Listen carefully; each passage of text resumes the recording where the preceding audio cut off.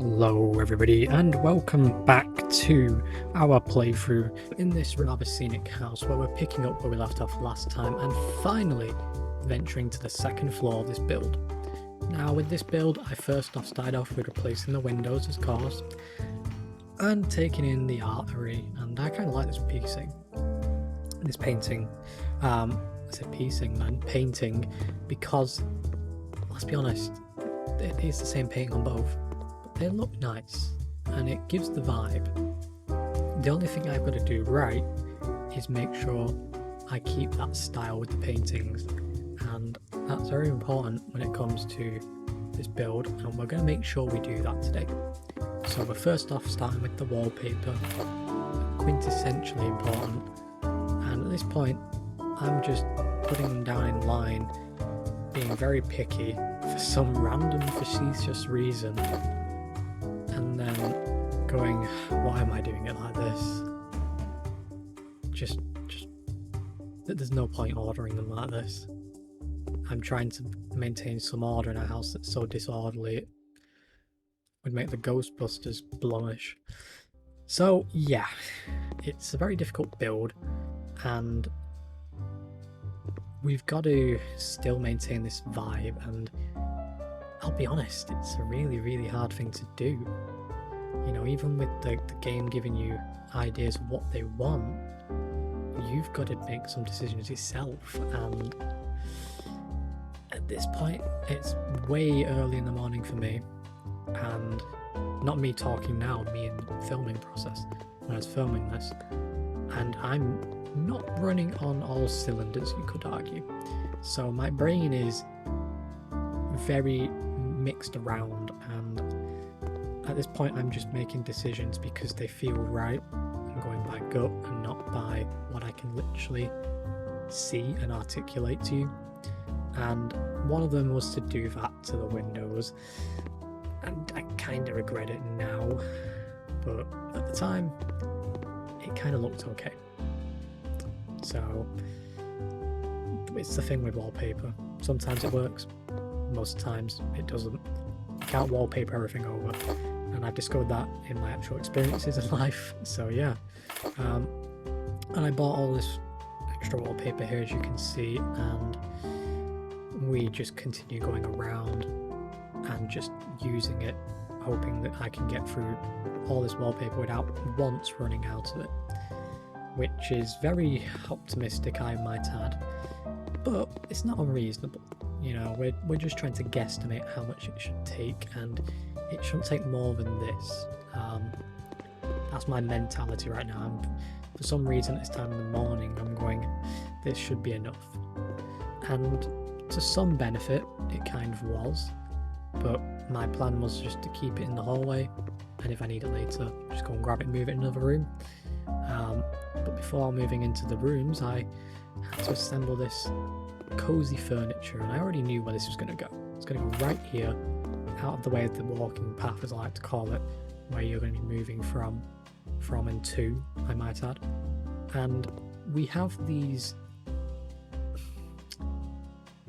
little oval table, and at first for some reason I thought I had two of them, and I must have just read two of everything because I saw two and assumed two, but eventually I kind of realised after doing these decorations that there's more than that, and I definitely saw more than I need in this area, but I added to it just because I felt it was right.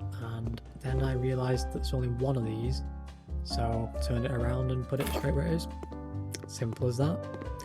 And then I got rid of the wallpaper, thinking in my rather hopeful ambitions that would be it. And at this point I'm just happy that I started with the room where I don't have to do any renovation work on furniture, as there is a room with a lot of furniture renovation coming up in a minute, and I'm aware of that even at this time, and I'm dreading it. You know, it's looming over me almost, but I try and focus. That's all I can do. So I first off wanted to see what furniture they wanted in here, and it's not the furniture I'd have. but it's also trying to restore a house. We're not trying to make a new build. That's the thing. This house has history, it has a vibe, and I'm now taking in on that vibe, looking at the mood board, picking out what I think, you know, would be appropriate. And in my brain, I even agree with that statement, the pinkiest of pinks. Now, that's not pinkiest of pink. The pinkest pink, if you Google it, is a lot brighter than that.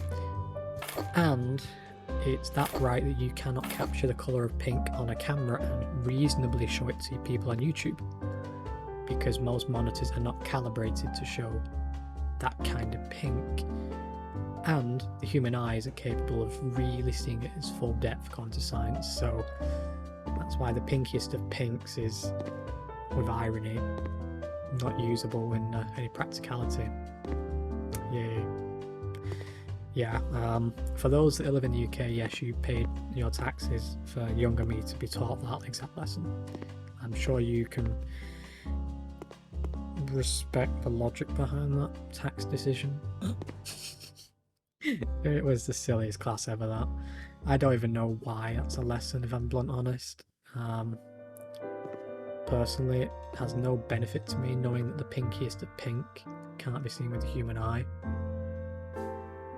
But, again, it doesn't matter. The point is, it just gives off the vibe. The wallpaper's called the pinkiest of pink, and we'll go with it. Nice, simple pink. Going around the room, calmly and relaxingly assembling the structure of the house in its own way. And it's at this point that I've actually papered most of the room, and as you can see, I'm trying to figure out where I've missed. Think it's this archway as usual, and then I already see it, and you can see it exactly where I missed. So at this point I go for the pinkiest of pink, the pink mist, and I get to, I paper all of it, and it's just paper extravaganza. For some reason this socket was something that came on my mind before finishing the wallpapering. I think really the problem here is I'm getting so many things in this room that need doing, and I'm just picking up one at a time and then throwing one down when I see one that I think is more important to do, as I tend to forget the plugs, and I wanted to make sure I didn't forget it. And at this point I already see what else I have to do, but my brain hasn't really clocked on yet in a way, so I'm like going around unsure of what to do, debating, do I paint somewhere, do I paper somewhere? And meanwhile it has slipped my mind, even though I said it in the recording, the original, I need to paper that corner. It's already left my mind, so I'm now going back over there, and look at me. I'm so oblivious, and it's so funny now watching this with you and being able to tell you how much laughter this gives me, seeing me not remembering something that I just did, that I just said, remember to do this. It is comical. But anyway, we went with the white furniture because it just, the colour palette, right? It didn't look right to have any dark furniture in here. You know, it's one of those rooms. Obviously the handles being white weren't going to be acceptable. They were too bright, too reflective, and that's why I kept with the black ones. And then I chose to take some liberties on this and give them an actual proper chair and not some period relevant chair, you know. But I did go out my way to give them the most period relevant bed in the most pinkiest of ways, one might add.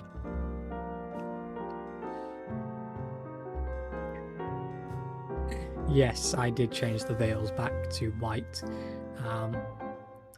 It just, the pillows being pink is enough. there's only so much pink you can have in a room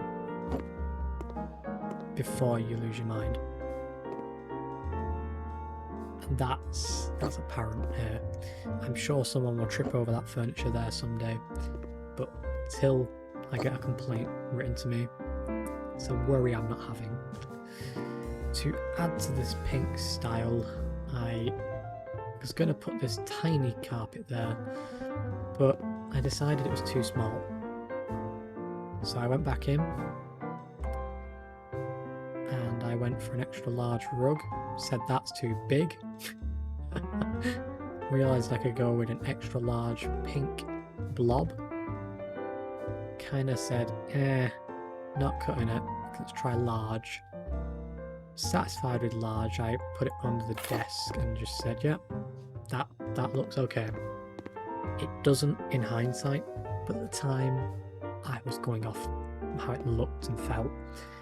And here I am again, shooting into another room without finishing the last room, buying a big tin of paint for no need reason. And I'm already painting a wall in a different room of the house, not even focusing on the one I just came from.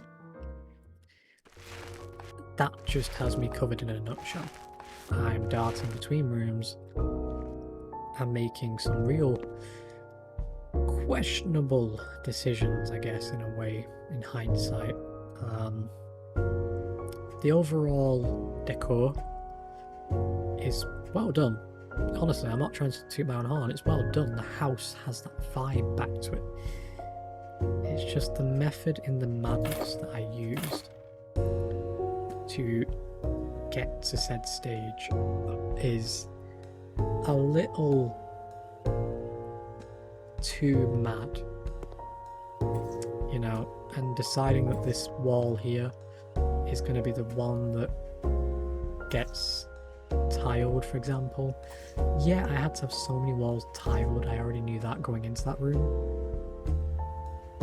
but there is an artistic way of going about this, and I just don't think it was the right way around.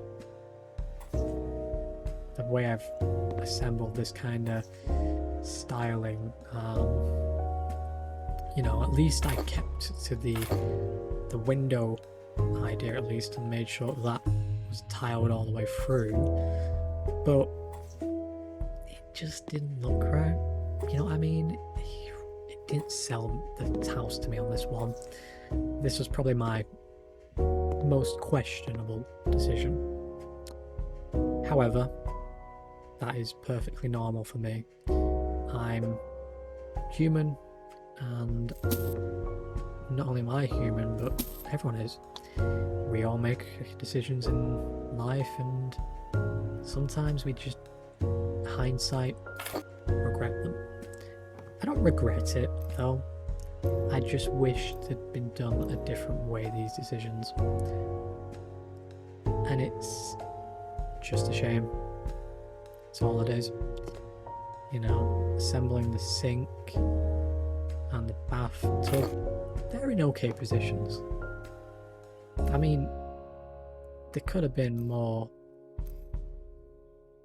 colourful or relevant by colour, and not just what it gave me default grey. But I didn't go on my own backbone on that one. I went with what it gave me, even though my gut was saying that it was not the call to make here. Yeah, not my best decision, that. But it got the room assembled.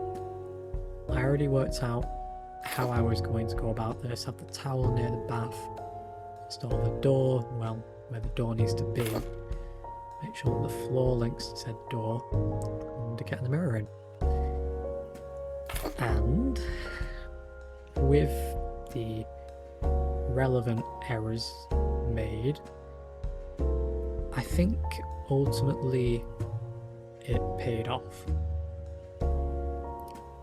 Even though part of me says it didn't. Back into the main bedroom now. we are going to be putting up some paintings and assembling them, and I did decide that these were just too big, so I kind of wanted to get an idea, and I said the Mona Lisa can go right there, and then we can get some smaller ones. You know, I'm a bit of a fan of the Van Gogh's art, this one specifically, because of, well, ironically, in my childhood, that one, if anyone's from the UK, they'll immediately know what TV show I'm about here.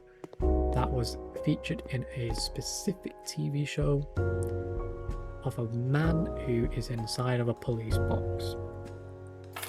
That is my only hint to it. And that brought me into understanding Van Gogh's situation quite a bit, actually. Whereas before I didn't really care for Van Gogh in any way. Like, I knew he existed, but I didn't ever look at his art, didn't ever really appreciate his situation and the travesty that had occurred around it. You know, it's a real shame how, you know, honestly, he, by modern standards, was troubled and lived said life alone. So seeing his art, even though it's a replica, no doubt, on the wall, it's a positive. And respecting what it represents is a positive.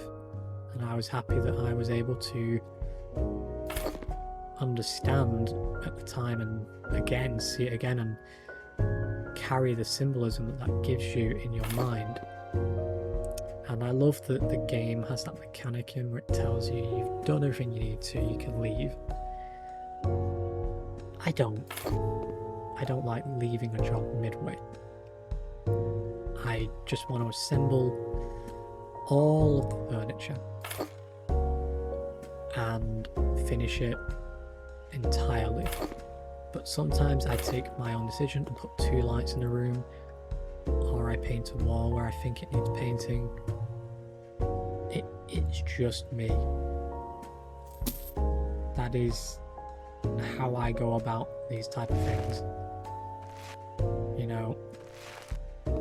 And I was very happy when I had enough paint to do that, by the way. I was astounded in the video. I was like, yes! But honestly, should I be? It's paint. It's one of those things, you know, as a content creator, even a small one like me, you choose what you think is appropriate for your audience. And for me, I always think sometimes I might come across as overdoing it, when in reality I'm just being me. And I'm not someone that goes extravaganza over everything, you know. And it's just a question that you always have in the back of your mind. So yeah, it's one of those. But coming into this room, I said to myself straight away, this is the worst room so far. The state it's in, I couldn't fathom. But I did understand and respect that in this room, it needed work.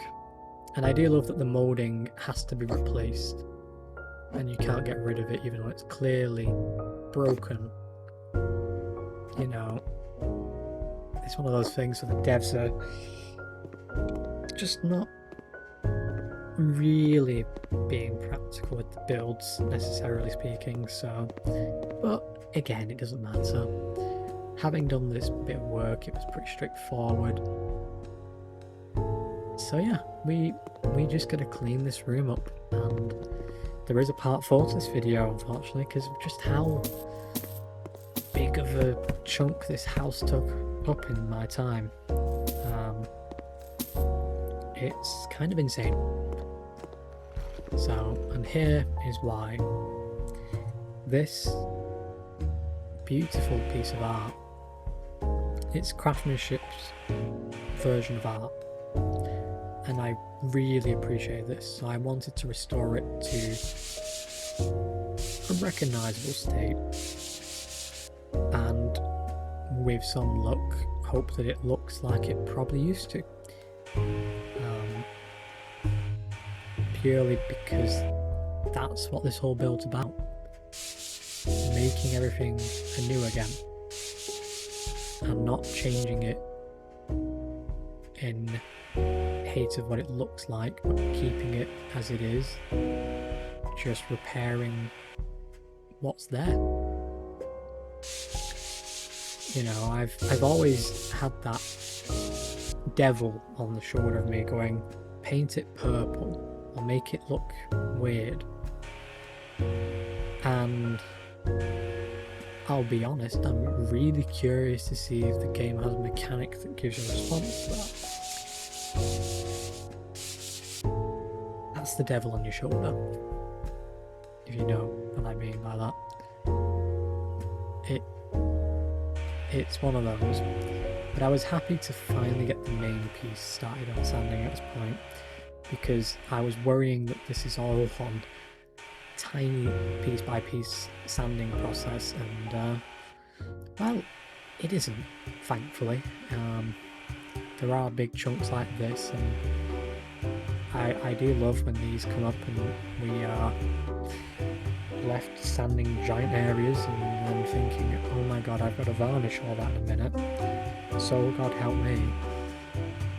Yeah,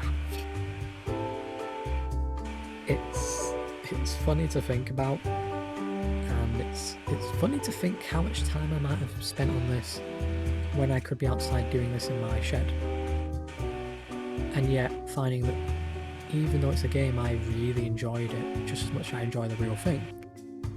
And that's the thing about these. I don't film just to make the content. I film to also find something fun, to have a laugh, to enjoy life. And that's the thing I approach this all with. If you're having fun while doing it, then you're doing it right. And that's the thing in life though. You can have fun doing something you love, but understanding what makes it fun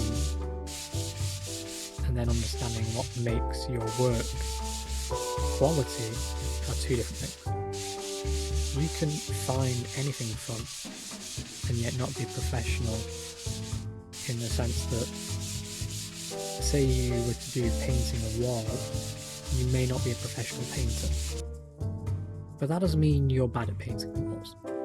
If you find it fun, that's great. It's knowing your skill and knowing when the fun is creeping on inexperience. But yeah, at this point into this, I'm merely just painting all of these pieces and assembling them, and I love when we get to the legs of these lot, because you get to overlap onto the ones there, and it's kind of funny. And normally I just enjoy it.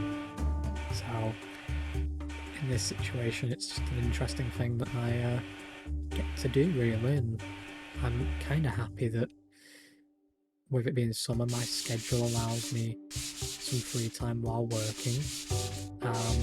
So much so that in reality my free time is quite literally in supply. You know, I'm enjoying my time. That's the best way to go about it. You know, and having done this piece of work and seeing it and knowing that I didn't let into that little, thing on the shoulder saying, hey, make it green. It was kind of happy of me.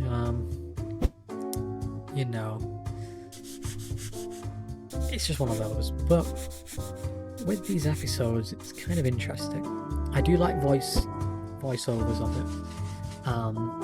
it, purely because sometimes when it's that long into it, I do become quiet because I'm focusing and I'm using my brain on detail, and I'll be quiet focusing, and that's the problem Whereas in a voiceover, I can express what I feel in that situation with hindsight.